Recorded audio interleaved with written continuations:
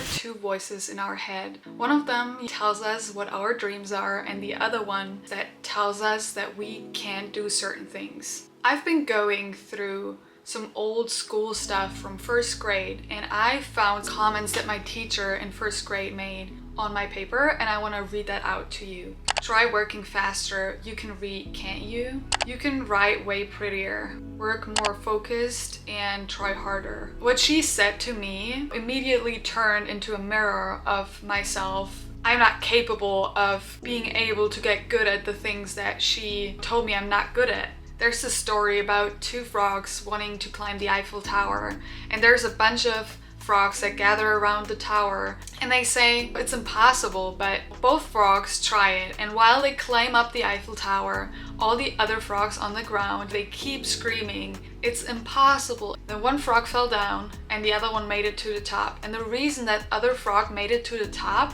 was because it was a deaf frog. The frog didn't hear the other frog saying that it is impossible. When the frog was looking down, it just saw the other frog screaming and it thought they're cheering for him. That says a lot about what is going on in society. Like, even when I go to basketball games, and you always know if it's a home game and everyone is cheering for them, usually the basketball team scores better than when it's an away game and everyone's like booing the team. That made me realize, like, all the negative things that we think about ourselves were once planted with someone else putting that seed inside of us. By proving ourselves that we're not good at something, we keep watering those negative thoughts and they become bigger and bigger until they kind of possess our mind and lead to us not being confident enough within ourselves because we think we're not as good as somebody else. But in reality,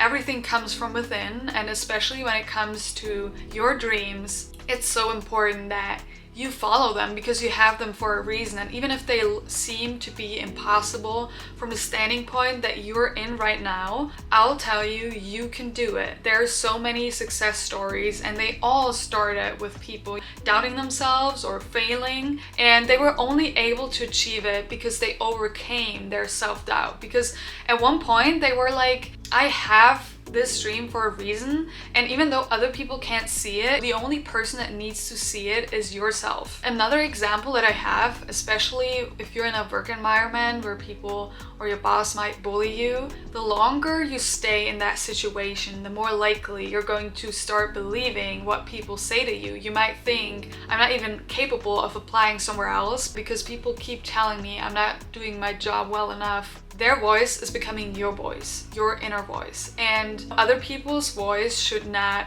get that amount of space in your mind. And there's another work scenario. Let's say you have a very creative person. And if you're doing a job that doesn't really inspire you or make you happy, you tend to not be as productive as someone that enjoys doing their job. You will probably procrastinate. And let's say we have this very creative person working a very Excel sheet kind of job where you just look at numbers and there's no creativity in this job at all. The people at work that look at that person and they see that they keep getting distracted from everything because everything to them seems more interesting than their job that they are doing. That means that all the people that see only that version of that person, they will probably believe, like, that's a lazy person. If that person says, oh, I want to change the world, I want to do this, I want to do that, they'll probably be like, I don't believe you because the work that you put in here at your job is like close to zero, so why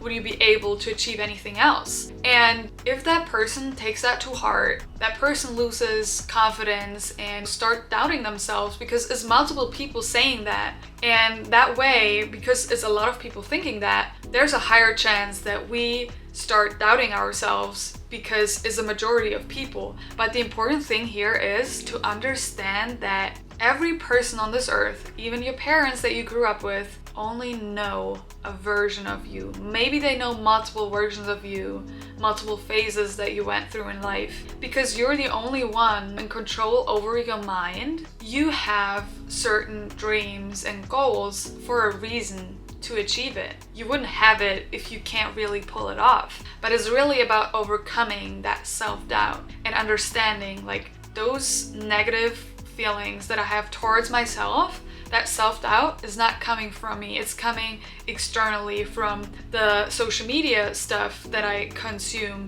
and thinking like all the people that look a certain way are way more successful doing this than I am, or the constant comparing to others and stuff. Self-doubt can come from so many different angles, but one thing is for sure, it's always something external, some kind of feedback that you get either directly towards you or indirectly towards you. The thing is that we don't even know our future self yet. We don't even know what we're capable of fully. We just know a glimpse of our dreams and thinking like, I really want to achieve this. But in order to achieve it, you need to become a person that you haven't been before. And that's just scary, and that's normal, that can intimidate ourselves. But any kind of self-doubt that you have, it's not coming from you. And I had so much self-doubt starting this YouTube channel, and here I am sitting and talking and recording my first video on my camera that I bought in order to make better content. And I'm so excited for this, and I'm so grateful and so proud of myself that I was able to push through and get out of that comfort zone. It's been so beneficial doing that. And once you started your journey, whatever it is, and you look back, the only thing that you're thinking or regretting is, why didn't I start sooner? Why was my fear so big that it held me back from not recording any videos for over 10 years? Because I thought like, I don't have what it takes. I'm not as confident as other YouTubers. And there are so many introverted YouTubers. Anything that you want to do, if you feel like, oh, I don't look like people that make fashion posts, or I'm not athletic yet, but I would like to be athletic, don't make that self-doubt hold you back, or thinking like, I don't fit in that